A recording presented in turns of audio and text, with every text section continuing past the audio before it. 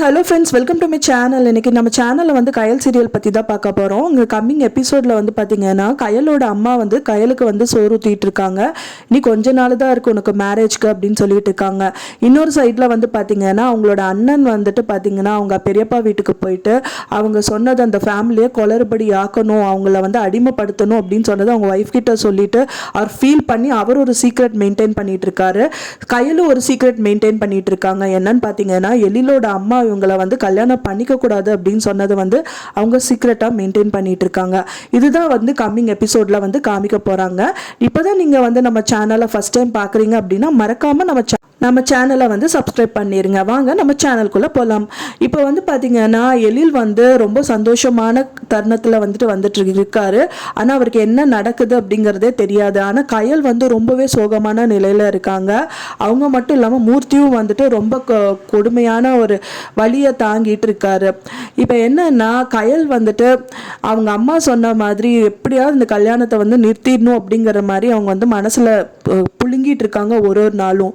அப்போ அவங்க அம்மா வந்துட்டு சோறு ஊட்டிட்டு இருக்கும்போது நீங்கள் எல்லாரும் வந்து பாசமாக வந்து சோறு ஊட்டுறீங்களே, ஆனால் இதை வந்து நான் என்ன பண்ணுறதுன்னு தெரியல, எனக்கு வந்து சாவு நல்ல விதமாக வராது அப்படிங்கிற மாதிரி வந்துட்டு அவங்க மன ரீதியாக வந்துட்டு புலம்பி அழுதுட்டு இருக்காங்க.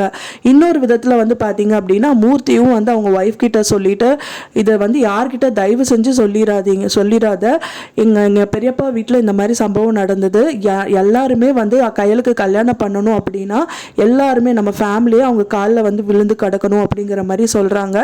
அப்போ அவங்க என்னோட தங்கச்சி ஆகும் சரி, அன்பு ஆகும் சரி, தங்கச்சி டாக்டர் ஆகிறது அவங்களுக்கு பிடிக்கலையா, அன்பு வந்துட்டு இந்த மாதிரி போலீஸ் ஆகிறது எனக்கு பிடிக்கலன்னு சொல்லியிருக்காங்க.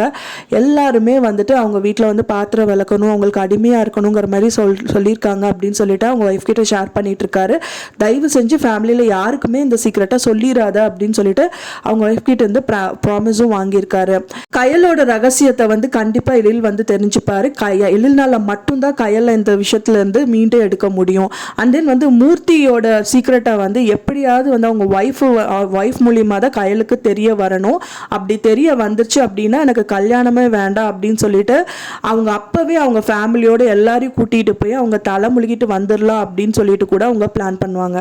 ஏன் அவங்க அந்த அளவுக்கு கடுப்பாவாங்க அப்படின்னு பார்த்தீங்கன்னா அவங்களோட லைஃபே, அவங்களோட உசுறு கூட வந்துட்டு அவங்க ஃபேமிலிக்காக தான் விடணும் அப்படிங்கிற மாதிரி அவங்க அம்மாவே சாக அப்படின்னு சொன்னதுக்கு கூட நான் சாக மாட்டேன், என் ஃபேமிலிக்கு நான் பண்ண வேண்டிய கடமை நிறையா இருக்குது, அந்த மாதிரி ஒரு துரோகத்தை நான் பண்ணவே மாட்டேன் அப்படின்னு சொல்லிட்டு அவங்க வந்து உயிரோடு இருக்கிறதுக்கு காரணமும் அதுதான். அப்படி இருக்கும்போது இப்போ கல்யாணம் ஆனதுக்கப்புறம் அவங்க ஃபேமிலியாக அவங்க பெரியப்பா காலில் போய் விழுகணும் அப்படின்னா கண்டிப்பாக கயல் வந்து ஒத்துக்க மாட்டாங்க. கயலுக்கு வந்து அவங்க மூர்த்தி அண்ணா வந்து சோகமாக இருக்கிறது, அவங்க அண்ணி சோகமாக இருக்கிறது ஒரு விதத்தில் கண்டுபிடிச்சு என்னன்னு கேட்டு எப்படியாவது அந்த விஷயத்தை தெரிஞ்சுப்பாங்க. இன்னொரு சைடில் வந்து கயல் ரொம்ப சோகமாக இருக்காங்க. கல்யாண டயத்தில் எப்படி சோகமாக இருக்காளே அப்படின்னு சொல்லிட்டு எப்படியாவது வந்து அவர் எழில் வந்து கண்டுபிடிச்சிருவாரு. கண்டுபிடிச்சு இதை தவிடுபடி ஆக்கணும், எப்படியாவது இந்த சீக்கிரட்டை வந்து கண்டுபிடிச்சு கயலை எப்படியாவது கல்யாணம் பண்ணிப்பாரு அப்படிங்கிறது தான் நம்ம நம்புறோம். எழிலுக்கு மட்டும் எழில் கூட கல்யாணம் ஆயிடுச்சு அப்படின்னா அவங்க ஃபேமிலியே ரொம்ப குதூகலமாக இருக்கிற மாதிரி வந்து சம்பவம் நடக்க போகுது. அது வெயிட் பண்ணி பார்க்கலாம். நான் சொன்ன இந்த தகவல் உங்களுக்கு பிடிச்சிருக்கும்னு நினைக்கிறேன் ஃப்ரெண்ட்ஸ். பிடிச்சிருந்தா மறக்காம லைக் பண்ணுங்க, ஷேர் பண்ணுங்க, சப்ஸ்கிரைப் பண்ணுங்க.